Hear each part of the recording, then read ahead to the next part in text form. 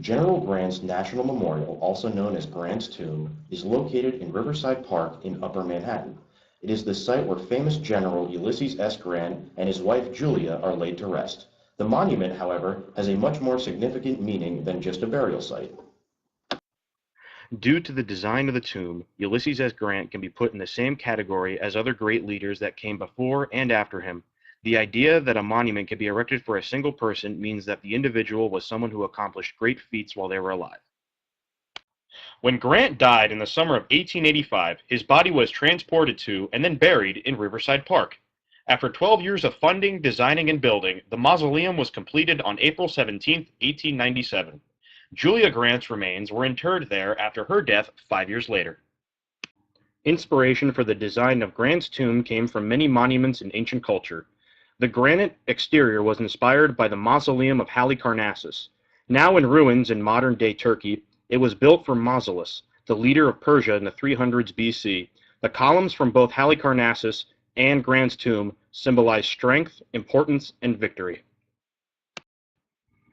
The Tropium Alpium in southern France also has columns similar to those at Grant's tomb. This Roman monument was built to symbolize Roman victory in that region, while the columns on Grant's tomb are used to symbolize victory in the Civil War.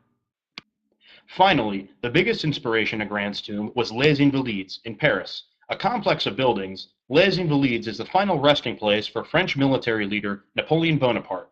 The marble inside of the mausoleum was inspiration to the inside of Grant's mausoleum, which is also made of marble.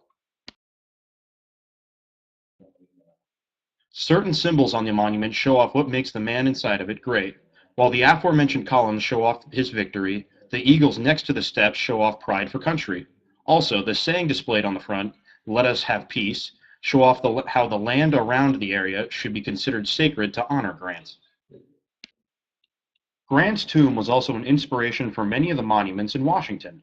The idea for celebrating singular greatness for one man was brought to D.C., and both the Jefferson and Lincoln Memorial were built in the early 20th century.